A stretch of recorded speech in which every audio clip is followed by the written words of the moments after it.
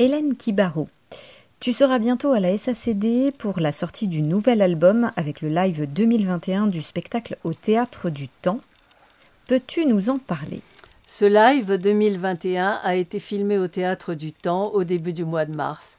J'avais décidé de faire ce spectacle en 2020 dans cette salle, mais je l'avais décalé en raison des événements mondiaux traversés. Et il restait juste cette année une possibilité dans l'après-midi à cause des horaires imposés par la situation. J'ai donc demandé à 2 de mes musiciens de m'accompagner, à 4 de mes amis de me servir de public et bien sûr à l'équipe de tournage avec leurs 3 caméras. Je disposais ainsi d'un concert virtuel et l'expérience a été très joyeuse. Je raconte dans ce spectacle des tranches de vie entre les chansons, ma réflexion sur l'amour et la vie de couple et l'expérience traversée par une majorité de femmes qui peu à peu s'autorisent à se réaliser à tous les niveaux de leur être et à se libérer des dictats qui nous ont été inculqués en tant que filles.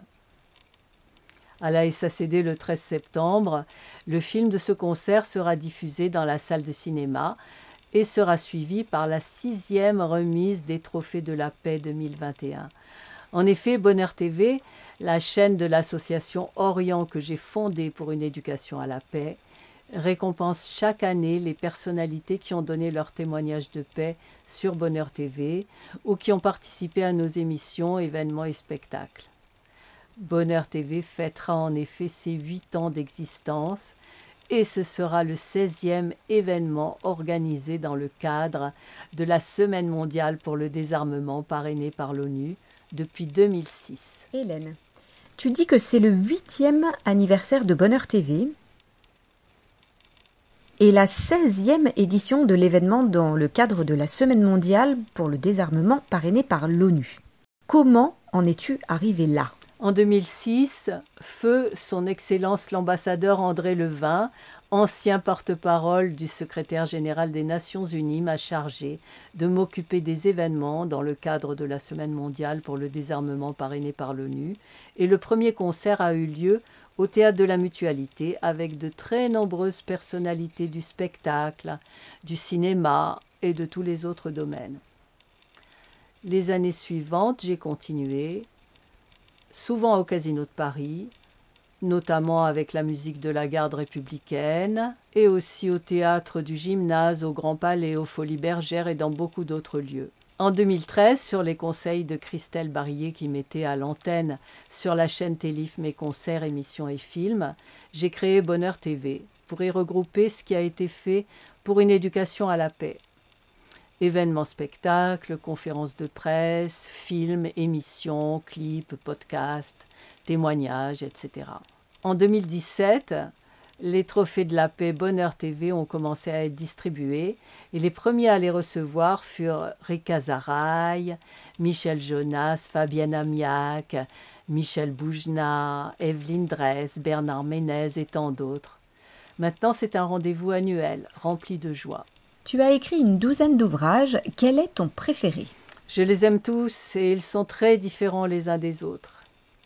Il y a les ouvrages dédiés à la transmission de mon expérience avec la puissance créatrice de la parole prononcée, Paroles magiques, ces phrases qui ont changé ma vie, Paroles transformatrices, ces paroles qui nous sauvent, Comment faire son paradis sur terre.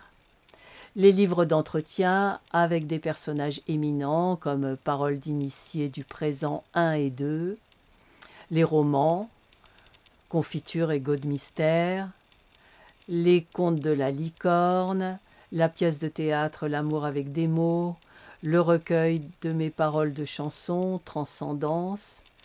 Mais je dirais que mon tout premier livre Paroles magiques, sorti en 1993 aux éditions Très Daniel et réédité en 2002, a été une grande émotion. Celle de le voir édité puis réédité à la demande des lecteurs ayant épuisé le stock à la suite de ma participation à une émission d'Europe 1 où je racontais mon parcours avec la parole créatrice.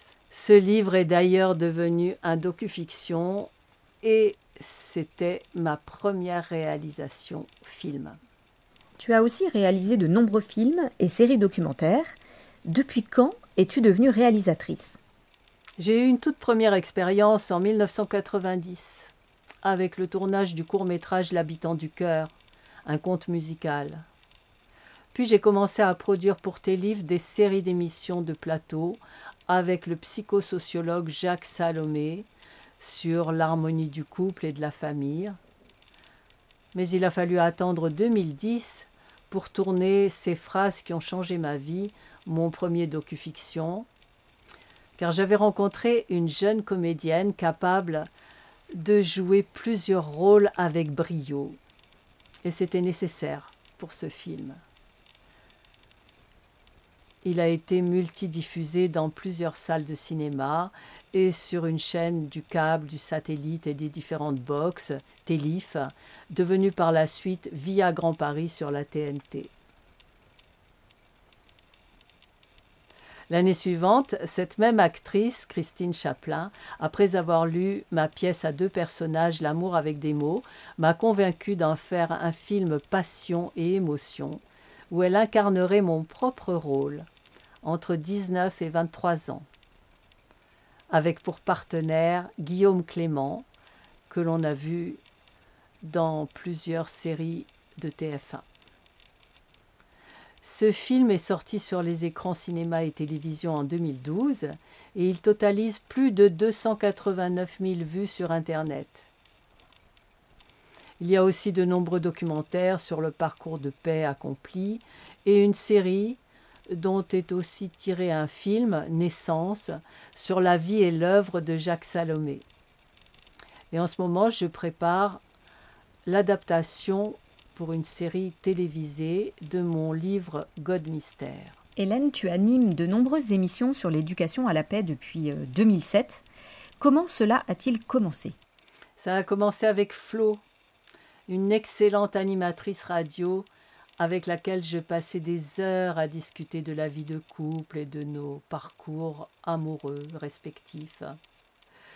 On a eu envie d'en faire des séries d'émissions, Rencontre des temps nouveaux avec Jacques Salomé, qui nous a fait confiance. Depuis, il y en a eu tellement d'autres avec des intervenants divers, des thérapeutes principalement, comme les séries Couple, Sortir du scénario de destruction, Le pouvoir des mots, Vers le couple euphorique, Les jours de la parole créatrice, Les jours du mariage intérieur et prochainement Les jours de l'enfant intérieur, etc. Tu animes aussi de nombreux lives sur Facebook, sur YouTube, Instagram depuis 2020.